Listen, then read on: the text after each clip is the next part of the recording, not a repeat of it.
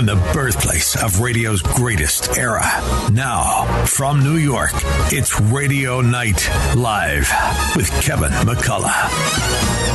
All right, welcome back. It is Wednesday, so of course we talk about wellness, and that can be anything in the world of wellness, which can be nutrition, it can be medicine, it can be holistic, it can be clinical, it can be surgical. It's yoga to surgery. We've done everything on the show, and I'm very, very glad to welcome my next guest today, because I think not only does he have an interesting story that we're going to unpack together, but it's an area of health that we have literally spent zero time discussing. And of all the things that I think surprises me about this is the fact that I haven't done a show on what is now commonly referred to as sleep science.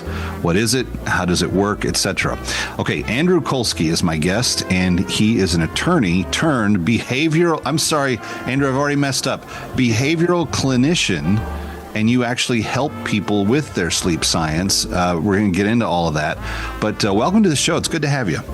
Yeah, thank you so much. I appreciate it. It's what you say is absolutely true. Sleep has been sort of asleep in people's minds, and now it's becoming more mainstream. Yeah. Well, let's talk about your story. So you started out in law, not in sleep. I would sleep if I went to law school, because the books I would never persevere and make it through to even passing my boards. So talk to me about your life as an attorney, and then how it turned, and what was it for you personally that made you say sleep is where I am more passionate now? Yeah, no, I appreciate the question. So if I had to summarize it, I would say when I went into law school initially, it was my focus was on trial work. And the reason my focus was on trial work is because I've always been interested in how people think, what makes them do what they do, how to persuade them, all the things that are important for a trial attorney to know. And so I finished law school, I got out, I started practicing law, been there, done that. Law itself is a very high anxiety profession. You never get... Right? I would think so. Yeah, there's always some other thing you got to deal with, and a lot of angry people too. So, I did my time, but realized this is just not enjoyable. But I still had that passion for understanding how people think, what they do, so on and so forth. And so when I started thinking about that, it's like, how can I get more training in that area? And that's when I realized, well, I could go into mental health, and I could go through a program and learn a lot more about that and see if it interests me. So I did that, and that's what got me into the mental health field. And then when you get into the mental health field, then comes the question, okay, so where are your passions? Where are you focused? And what I found that I really liked was, I call them sort of the orphan issues, the things that they don't train you in school. You have no training about these things. And so most clinicians don't even recognize when there's an issue like a sleep problem. And so clients struggle, and they have nowhere to go. So, with that, I happened to attend a conference, one of the continuing education conferences one year, and there was a session on sleep. Like, that sounds interesting. What does that got to do with anything? And I went to that session, and it was very intriguing, and I really enjoyed it. And then I started looking more into it and started talking with people and realized there's a whole world of stuff out there related to sleep. So that's the short version of how I got to where I am at today. Yeah, no, that's very interesting. And, Mike Lindell and My Pillow have been a sponsor of mine for years. But if you dig into the background on his story, he went into the pillow business because of something similar. He was doing other things, et cetera, et cetera. And he was puzzled by why he personally couldn't get a good night's sleep, even if he had he tried everything that was out there. And his love for his ultimate company came from the idea of being able to help people in what is really And it's odd that I've never done a show on this, because every surgeon, every nutritionist, every fitness instructor, every chiropractor, every person, every psychologist, every psychiatrist, every medical doctor, every person that's been on this show, when you ask them to give you a tip on how to improve the benefits and the health of your life, on all of their list, within the top 2 things, it's usually 1, 2, get more sleep, drink more water, or drink more water and get more sleep. And across the board, this is obviously a really, really big deal. Friends, Andrew has a cool website called the sleepscienceguy.com if you want to check it out. And there's more of what we're going to be talking about here on Wellness Wednesday about that. But I wanted to give that to you, the sleepscienceguy.com. So, Andrew, you yourself had probably some degree of anxiety, which is why you left law. The stress was hard, the hours were hard, etc. Were you self-diagnosing and applying things that you wanted to help other people with before you really got into sleep science, as now we're referring to it? Were there aspects of your own sleep life that you needed to benefit from and improve on, and that's some of what led you to this? Well, it's an interesting question, because it turns out that I actually, many years ago, was diagnosed with sleep apnea. So I do have, the sleep issue that I was working with, but I never made the connection at the time between sleep and anything else. And, now I, clearly see the connection between sleep and mental health and physical health and so many other things. But at the time I didn't. But what I found intriguing was I had gone into a sleep doctor's office for an overnight study. You go in, they hook you up to all the wires and all the machines, and you do this study. And I didn't think about it at the time, but there was something in the back of my mind that said, this is kind of interesting. But then it just kind of sat dormant until I went to that lecture, and then it's like kind of all brought it together. Well, that's interesting. So there is a personal connection to you as well. For the benefit of listeners who are listening, because we hear the term maybe on TV commercials and so forth, but what is sleep apnea? So sleep apnea, the most common type is called obstructive sleep apnea. And what that is there's 2 sort of main classes of people that are primary targets for that, which is, number 1, you typically find someone who has a thicker neck circumference, a little bit overweight sometimes, and they sleep on their back, for example. This is not everybody. This is just some general information. And what happens is when they fall asleep, their airway collapses a little bit because gravity is pulling it down, and their tongue falls back into their airway, and so they get a blocked airway. And so they're trying to breathe when they're sleeping, and they can't because the airway is blocked. So they literally will stop breathing, and then eventually the body says, hey, I need air. So it wakes them up and causes them to gasp for air. So they'll go and get a big breath of air. And that's the real simple explanation of sleep apnea. Now that it's also common in women, maybe women in their 50s, 40s to 60s, something like that, who are not necessarily overweight or have any of the general characteristics. So they don't even think about the fact that they may have obstructive sleep apnea, but it is common in them as well. So, so it's a real problem because you're waking up all night and you're not getting the oxygen that you need, and it needs to be treated. Very, very interesting. Okay, Andrew Colsky is my guest. This is going to be a fun hour, friends. You stick around. Coming right back. Ooh, what a little moonlight can do. It's Radio Night Live. Here's Kevin McCullough. All right, welcome back. Kevin McCullough, glad to have you with us. The Wellness Wednesday edition of Radio Night Live, and the website that Andrew is part of is thesleepscienceguy.com. He also can be found at nationalsleepcenter.com. There's help that can be found on both of those, but he is the founder of the National Sleep Center, and he is commonly referred to as the sleep science expert or the sleep science guy. But Andrew, this is this is already fascinating to me in so many ways. It happens to me on a regular basis. We'll be out with dinner, the bride and I, with friends, and we'll be discussing different things, and she'll make an offhanded remark.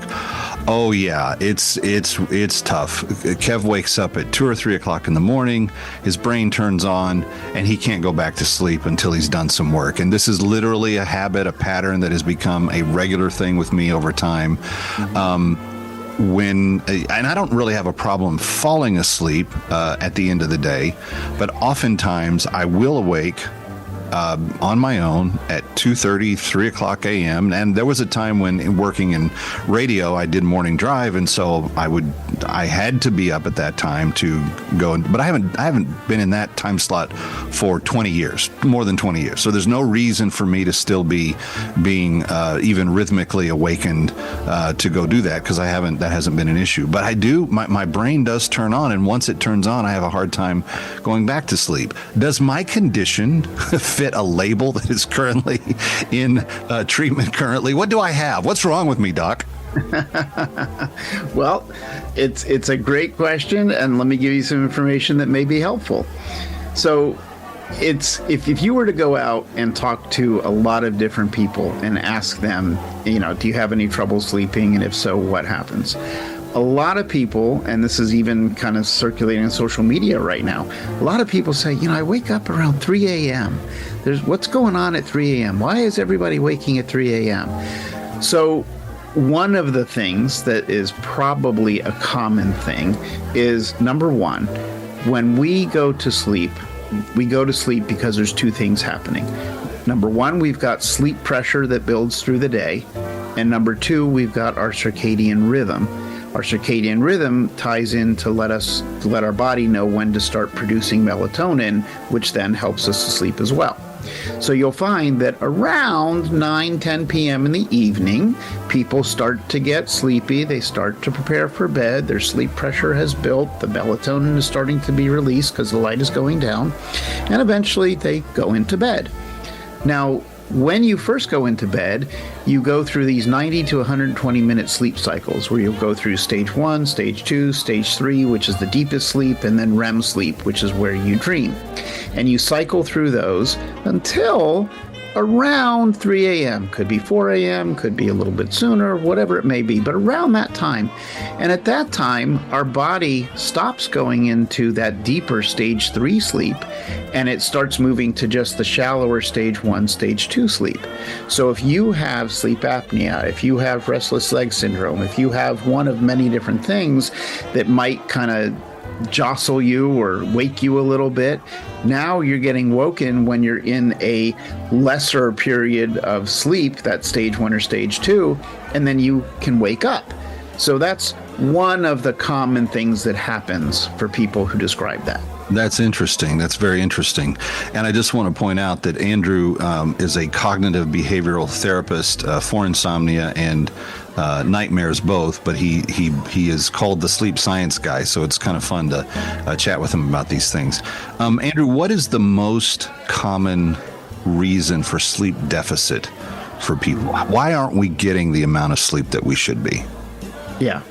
And that's, one of the most common things that people contact me about is insomnia.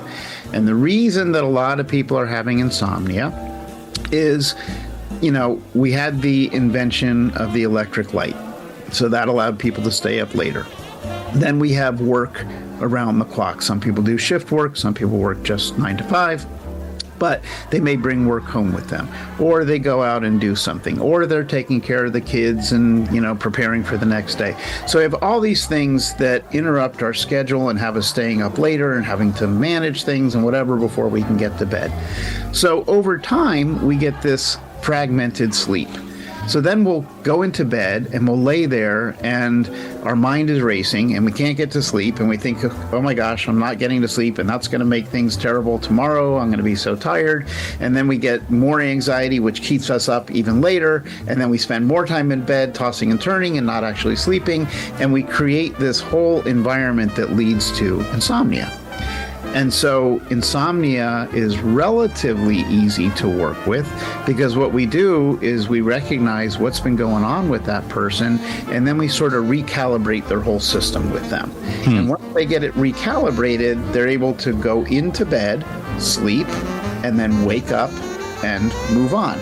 None of this tossing and turning or any of the other things. Okay, pause there. When we come back, some really common things that, friends, you may struggle with sleep-wise as it relates to travel, as it relates to rhythms of life, and so forth. I want to ask our sleep science expert, Andrew Colsky, who is a cognitive behavioral therapist for things related to sleep. And if you want to know more, it's thesleepscienceguy.com, thesleepscienceguy.com. Coming right back. And now, back to Radio Night Live from New York. Here's Kevin McCullough. Friends, we're kind of rushing through the totality of all the things I can think of to ask our guest, Andrew Colsky, about sleep. But we'll have him back, and maybe we'll spend an entire episode breaking down different things. But I want to get some help to some people, Andrew, as best we can. This question comes from me, but I know from my readers. I author a travel publication called That Passport Life. We talk about travel on the show one night a week. We do a lot of things related to travel in my own public speaking and life in general. And I have a couple of problems related to sleep and travel in particular. One is when I'm on the road, I'm outside of familiar circumstances, and even if I'm not in a different time zone, I still sometimes have trouble with getting into deep sleep.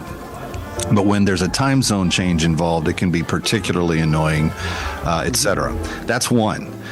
The second one that has become more annoying to me in recent years is that the night before I'm scheduled to travel, my body is so concerned, my brain is so concerned with making sure I don't miss a flight or I don't sleep too late or whatever, that I just have sometimes a hard time even going to sleep, which then makes me drag the whole next day when I've got whatever the appointment is as to wherever I'm supposed to have arrived. So I have these things that occur regularly, and I haven't found good solutions to figure out how to manage them. I try to make myself tired 2 nights ahead and go to bed early or whatever. That seldom ever works. And with 3 kids and a busy life and lots of things to do, changing my schedule all that much is sometimes almost impossible as well. So you mentioned melatonin earlier. Some people recommend supplements. I've heard old wives' tale, give yourself a Benadryl before bed. I mean, there's all these kinds of little cheats that people do, but what's the healthiest way to try to manage a sleep schedule that may be changing due to travel or other, big events in your life? Right. Well, there's a lot in there, and there's a lot of different answers to that, but let me give you some of the most common basic things that people can do. So number one, we have to understand that there's a difference between chronic insomnia and acute insomnia. Chronic insomnia means you've been having trouble falling asleep, staying asleep, or waking too early for at least 3 days a week for at least 3 months. Acute insomnia is I have that bad night where I couldn't sleep. And acute insomnia is normal for everybody. There's going to be times when you don't sleep that night, and that's okay. There's nothing terrible about that. You'll work through it. But the issues about, Anxiety is the biggest thing that tends to keep people awake and cause a lot of the problems that they have. So we would work with the person on their anxiety. What is the anxiety? Where's it coming from? How to address it? There's a lot of techniques we can use to deal with that. And if we can get the anxiety under control, then we can improve the sleep. The other part you talked about is a time zone change. Well, so couple tips here. Number one, if you know that you're going to go away, let's say you're going away for a 3-week vacation in a totally different time zone. So you have time to plan and prepare ahead of time where you can start to prepare, depending on which direction the time is going. But let's say you can start to go to bed a half hour earlier. and wake up a half hour earlier. You can, start your wind down routine a little bit earlier. So slowly, incrementally, for, a few weeks prior to your big trip, you can start to kind of move the needle. That means darkening the house. When you darken the house, you get your system, your circadian rhythm in order, your melatonin starts to be released earlier in the body. And this is all without any kind of supplements or anything. Right. So you can kind of prepare and train yourself. But let's say you're going to a different time zone and it's not going to be for 3 weeks. It's going to be for 2 days. You're going to a conference, then you're coming back in town. One of the things that I tell people to do, and I do myself, is I will go to that new time zone. And then I will, even though I want to go crawl into bed and take a nap, that's the last thing you want to do. You want to stay up until the bedtime of the new time zone. And if you do that, and then you go to bed at the regular bedtime of the new time zone, you should be back on your regular schedule, meaning you'll wake up at the time that you want to be waking up. So it's a quick down and dirty way to readjust when you're going through different time zones. Does that work for longer trips too? Because we've got a family bucket list, one to Italy planned for this year, and that's going to be pretty harsh. But what my bride has done is she has kind of booked out the first day. And I think, we're going to fly from New York about 5 p. We're going to land about 7 a. And I think the goal, as crazy as it sounds, is to stay up until 8, 9, 10 o'clock that night. Will we be more or less on a regular time table by 1 day, 2 days? How long does it usually take? Well, so I can tell you from my own experience, because I just did that trip basically a couple months ago. But anyways, the point is, if you're flying overnight, give yourself the opportunity to try and get some rest on the plane. I know it's hard when you're sitting up and all that. But what you're saying is what I would recommend. When you get there, you just stay up until the natural nighttime when you would normally go to bed. And you may be kind of sleepy during the day, but it's also going to be exciting because you're seeing new things and going to new places. So that kind of, you can work. Hopefully the adrenaline overtakes the melatonin for at least a few hours. Right. So for me, I find that by the next day, I'm already on the new schedule. Okay. Well, I've tried that. I've had mixed results. In some instances, it's worked really well. In others, it hasn't been as successful. But I will try it again and see what we can do. Andrew Colsky is the sleep science guy. And real quickly, friends, I want you to go write this down, thesleepscienceguy.com. He's also the founder of the National Sleep Center, which is found at nationalsleepcenter.com, and you can get to either of those. We'll post those links as well on the social media and so forth. Andrew, please come back and talk to us more in the future. There's on any one of these things, we could go even deeper. Last question, just 20, 25 seconds. How do you feel about sleep supplements? Are you completely against them? Are there times where you say, yeah, they're helpful? What's your thumbnail of them? So it depends on what you're using and why you're using it. Melatonin is a common one that people look at and they take way too much. I prefer natural sleep when you can do it. Supplements, depending on what they are, you could use them if you want to, but you really shouldn't need them if you are working on your Well, maybe that's a good reason for people to be in contact with your sleep center, because then they could figure out if they needed them or not. So nationalsleepcenter.com is how you do that. nationalsleepcenter.com. Andrew Colsky, thank you for being with us. We appreciate it. Thank you.